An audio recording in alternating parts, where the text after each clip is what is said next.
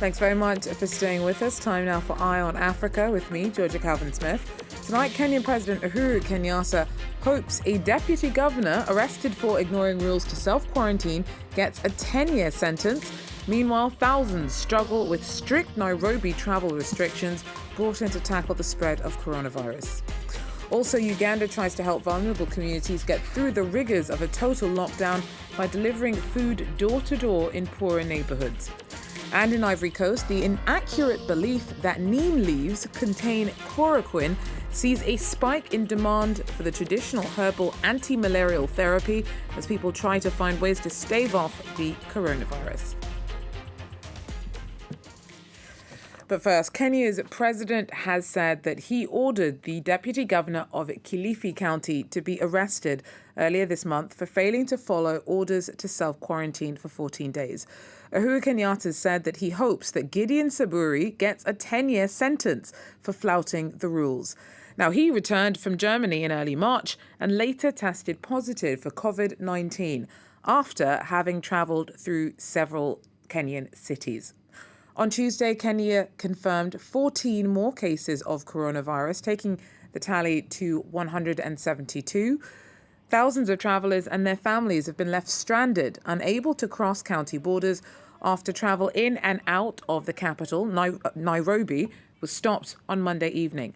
Hundreds have tried to bypass blockades by walking through fields and even riverbeds. Police say that keeping people out has been tough. On our side, we are preventing people from the other side to enter Nairobi and Nairobi to the other side.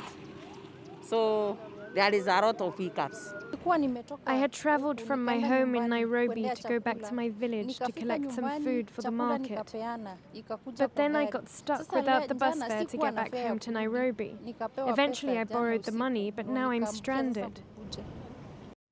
Kenya's also brought in a dawn till dusk curfew as part of its fight back against the spread of coronavirus. But Kenyatta said that he's stopped short of bringing in a full lockdown across the country because he's worried that poorer communities will struggle to get enough to eat. NGOs have warned that efforts to contain the coronavirus outbreak must include strategies to help vulnerable urban communities access essentials. Uganda began a 2-week lockdown just last week.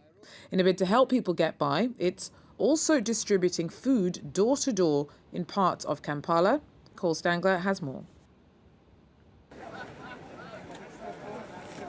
One bag at a time, soldiers unloaded food aid in a suburb of the Ugandan capital of Kampala. Beans, salt, and maize flour, destined for the most vulnerable of residents, just a few days into a nationwide 2-week lockdown. The reason why this program has been put in place is to respond to those who have been badly hit, badly impacted. Many Ugandans live hand to mouth, making the shutdown in business and social distancing guidelines especially painful. The state is trying to fill the gap, targeting 1.5 million of the most needy in and around the capital. Still, many remain worried. Kale engeri gye bansibiddemu ewaka n'embeera nga sikola kale mpulidde bubi abaana beetaaga ekyokulya ssente tewali kale tubeera tunyigirizibwa nnyo. Uganda has yet to report any deaths from coronavirus, though experts have warned sub-Saharan Africa's existing health problems and limited care infrastructure make the region particularly vulnerable to the virus. 66 people at a South African private hospital have tested positive for coronavirus over the past few days. At least 48 of the confirmed cases are staff at St. Augustine's Hospital in Durham. Healthcare workers in the country are growing increasingly worried about the shortage of protective gear. The health minister has tried to reassure the country by saying that national stocks should last another 8 weeks and that no one will be forced to work if they feel ill-equipped. He's asked staff to point out where there are shortages so that stocks can be sent in. However, the main health workers union plans on taking the government to court over the lack of sanitary kit for frontline workers. Many doctors say that they've been buying their own gear. And Morocco's made it mandatory to wear masks in public. The decree comes as the official number of coronavirus cases has doubled to over 1,000 in less than a week. Ellen Gainsford has more. As the COVID-19 crisis continues in Morocco, measures to stop the virus spreading are toughening up. Face masks are now mandatory in public.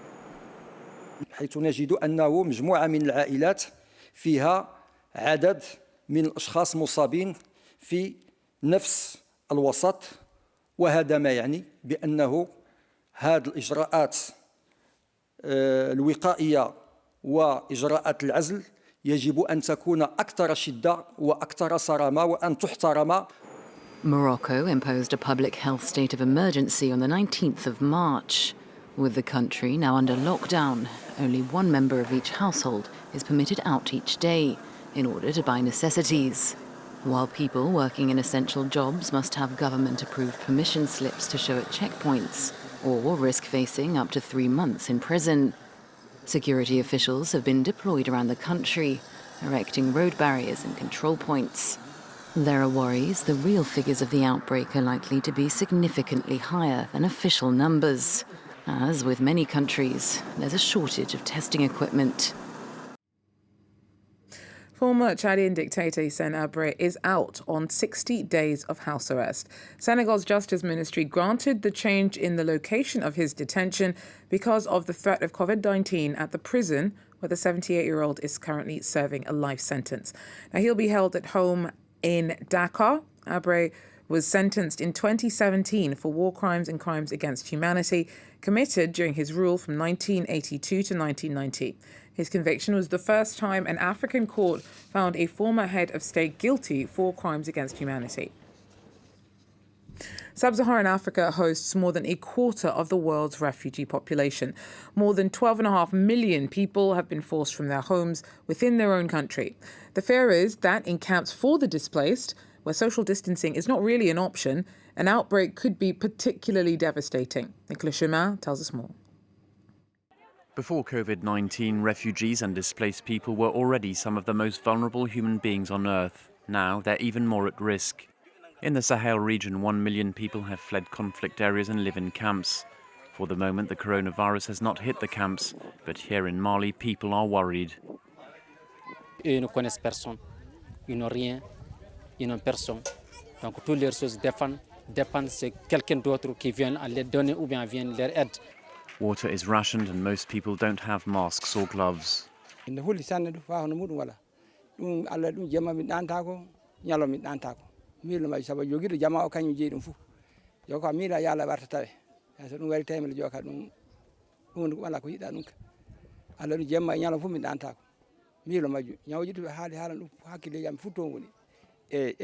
In this camp in Burkina Faso, people use makeshift masks. The World Food Programme provides food and gives out information regarding COVID-19.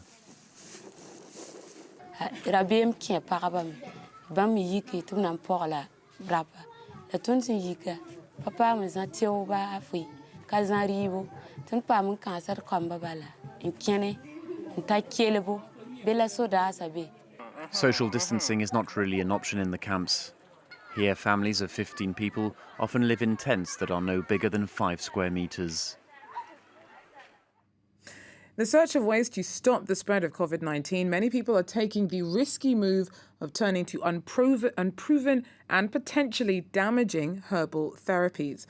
In Ivory Coast, neem leaves, a traditional cure for malaria, have seen an explosion in demand. Sam Brad-Peace has more. Neem trees are currently in high demand.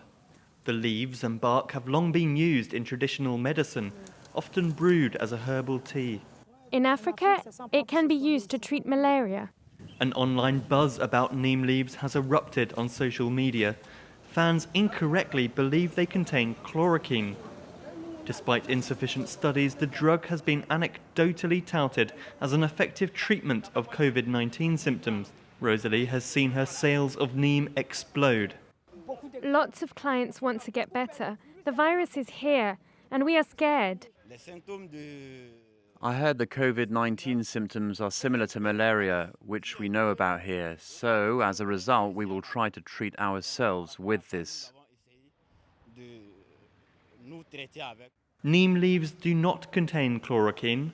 According to medical professionals, they could even be harmful if misused as a cure for coronavirus.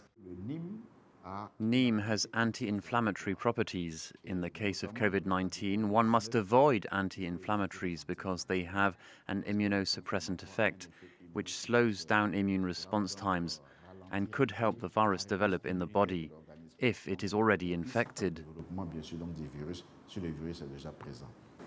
Those self-medicating with neem leaves could be weakening themselves against an extremely aggressive virus.